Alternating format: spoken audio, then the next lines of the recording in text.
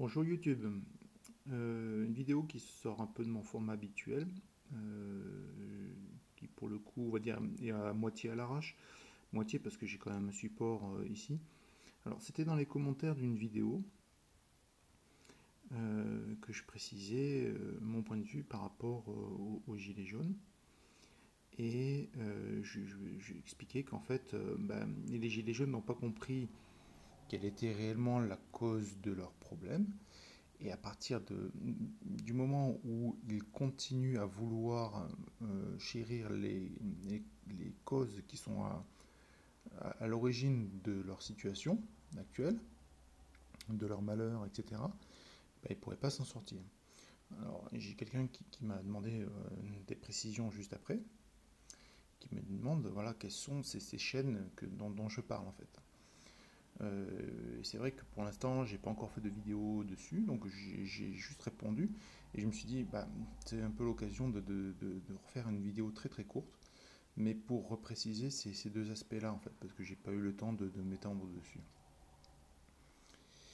Et donc, je lui reprécise quelles sont pour moi les deux, on va dire, les deux causes des causes de la situation actuelle et une situation qui continuera à persister tant que les gens, et au sein des Gilets jaunes, il y en a très peu qui ont conscience de ces causes-là, tant que les gens n'auraient pas compris ces deux aspects-là, il n'y aura pas, au moins une portion, on va dire, significative, au moins 10% de la population, il n'y aura pas de changement significatif. C'est pour ça que le pouvoir peut se permettre d'être aussi arrogant, aussi agressif dans son comportement. Et donc, je lui précise, donc pour moi, les deux paramètres, il pourrait y en avoir peut-être d'autres, hein, les deux fondamentaux, c'est la paresse et la naïveté. Alors, il y en a qui vont me dire, ouais, la paresse, on se lève tous les matins, on va bosser, conditions difficiles. C'est pas de celle-là dont je parle. C'est la paresse en tant que l'opposé du courage. La paresse, elle incite les gens à abandonner leurs devoirs citoyens. Et donc, comme j'ai déjà expliqué dans d'autres vidéos, et donc même à abandonner donc leurs droits citoyens, puisqu'en fait, droits et devoirs ne sont que les deux revers d'une même pièce. Et donc, ils abandonnent ces devoirs citoyens en les confiant à quelqu'un d'autre. Ça s'appelle l'élection. Ça veut dire, écoute, Coco, j'ai pas envie de me casser le cul à savoir si il faut changer des lois dans tel ou tel sens, s'il faut renforcer euh, les, une action, un pouvoir public ou autre dans telle ou telle direction, s'il faut prendre telle ou telle euh, je dirais, position par rapport à une posture étrangère, voilà. Donc on va les confier à quelqu'un d'autre. Sauf que bon, ce quelqu'un d'autre, forcément, il est mal intentionné. Il y a c'est pas que le pouvoir corrompt, le pouvoir appelle les corrompus. C'est tout. Le pouvoir ne mérite qu'une seule chose, c'est d'être pulvérisé et disséminé au sein du peuple de façon à ce qu'il ne puisse pas être centralisé. Les personnes qui sont mal intentionnées, qui n'ont qu'une envie, c'est de dominer les autres, ne souhaitent qu'une seule chose, c'est d'avoir un pouvoir qui soit centralisé. Et tous les autres n'auront intérêt que dans le sens que dans les situations où justement ils ne seront pas soumis à la domination de ces mal intentionnés. Et la naïveté, c'est celle qui incite à ne pas se méfier des mots et des sens des mots. Pour moi, c'est autant important, c'est à la base même de quasiment tous nos problèmes. Parce qu'en fait, les mots sont pervertis. On ne dit pas en démocratie. Démocratie, le démos kratos, le pouvoir au peuple, non, on n'a jamais eu le pouvoir, justement. On vit dans une république, dans un système de délégation de pouvoir, mais c'est exactement l'opposé, quoi. Quand on est dans une démocratie, on exerce ses devoirs citoyens. Quand on est dans une république, on les abandonne.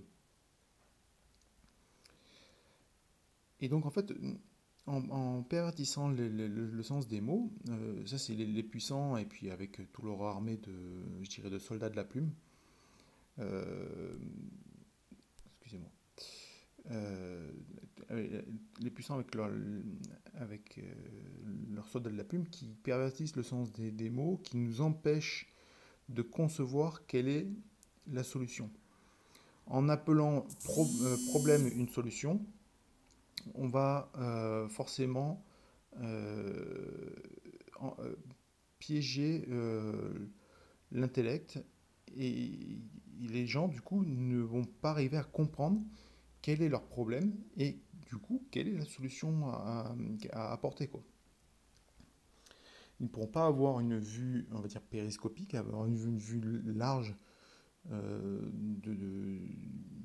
des problèmes euh, qui leur arrivent dans la tronche. Et donc, ils vont se retrouver, vont se retrouver piégés, quoi.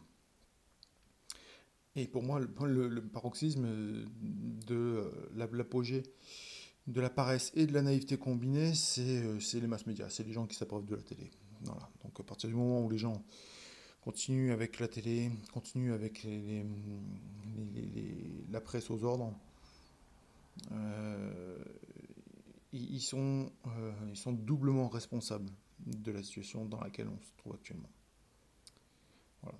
Et les 1% qui dirigent le monde actuellement, eux connaissent bien ces deux aspects-là. Ils passent leur temps à surfer dessus.